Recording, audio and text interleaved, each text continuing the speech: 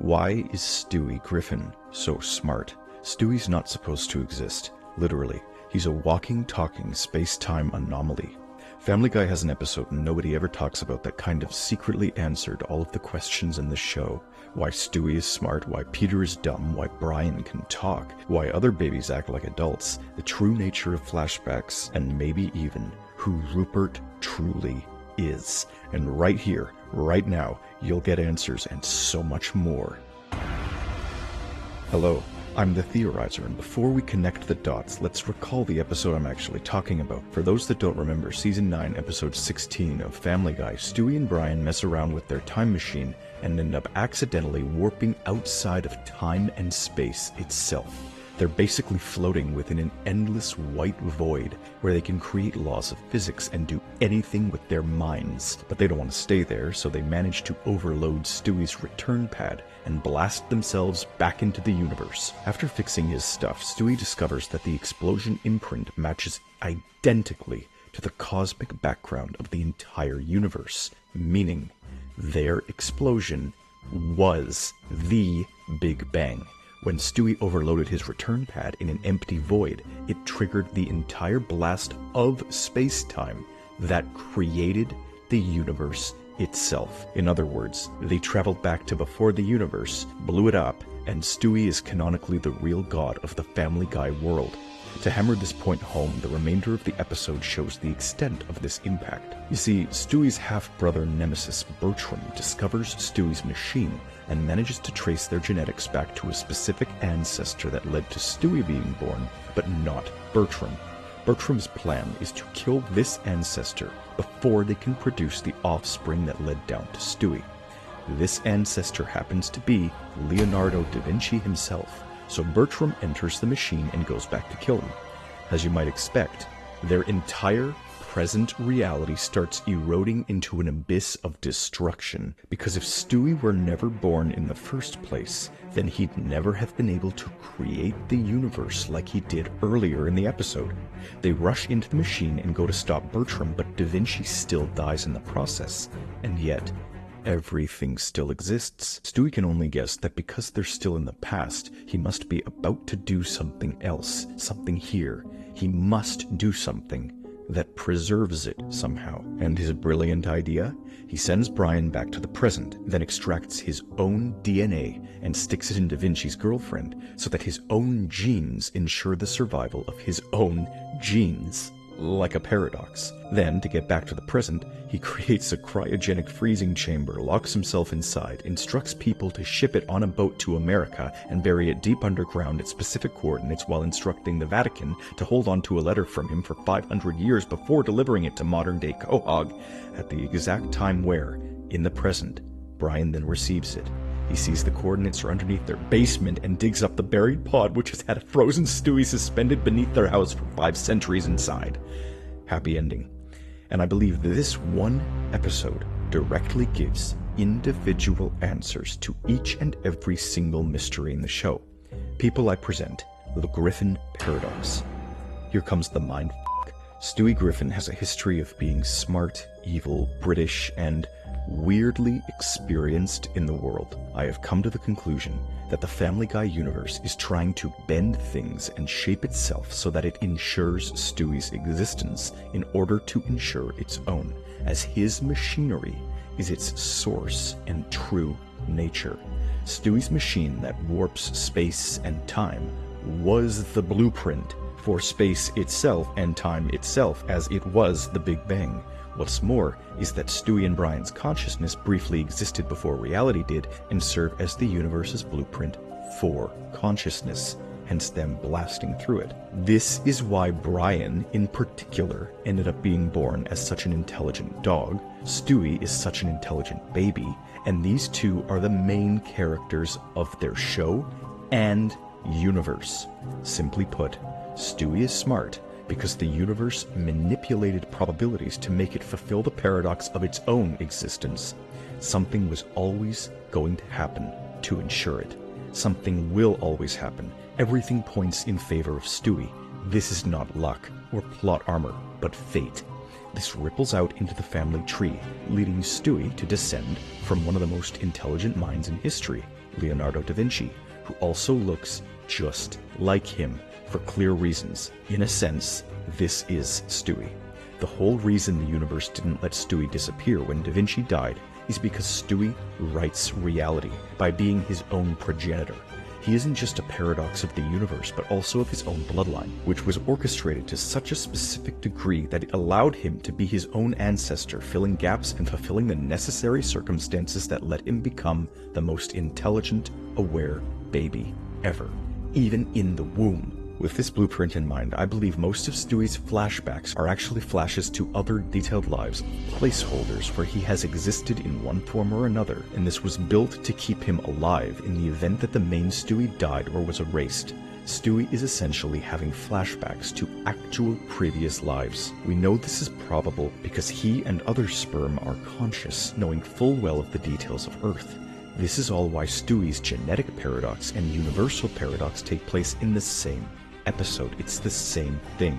He is evil and hates Lois because she birthed him into a stupid family, albeit a necessary one, and he was painfully conscious of every waking moment from before he was even conceived. His intelligence is so high because others in his family were programmed as stupid to make room for him, explaining Peter's IQ being removed and placed in Stewie. This is why Peter and Extension Chris are so dumb.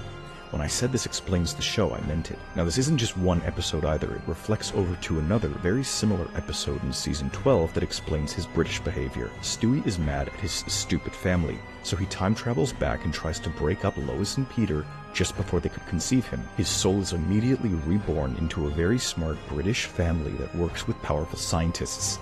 It wouldn't let him be undone, not truly. This is why it let him go back in the other episode too without erasing him. The universe needs him. It's like the rules of time bend to his will because they do. In the therapy episode, he reveals he's not even truly British, he just idolizes it, and his rebirth cements that. The universe needs him. His accent is tied to his soul. With all this talk of Stewie ensuring his own existence, it also dawned on me where his British fanaticism enters and exits this time loop. And that answer, I believe, is found in his soulmate. It would appear Stewie and the universe have been trying to ensure some future legacy, perhaps in the form of the actual God character. Let me begin with his neighbor.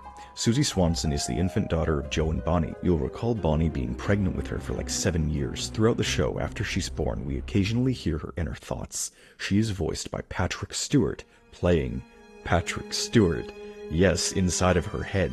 We hear her inner monologue saying, "This is Patrick Stewart. How are you enjoying the program so far?" This happens many times throughout the show. He says various things in her head, and she was born with a wheelchair. I was about to say she's Professor X or something, but no. Stewie's actually met Patrick Stewart himself in another episode shortly after Susie's birth. He transported the entire cast of Star Trek into his bedroom. I'm not sure yet what this Patrick Stewart has to do with Susie exactly, but I think it's all tied in because of how close together it all is, and more importantly, it sent me even further down this rabbit hole of baby girls, possibly even in the area of Susie's delayed birth. His relationship with Susie is one of love at first, but she doesn't like him. If the world is trying to orchestrate soulmates to orchestrate his destiny, then we need to look further.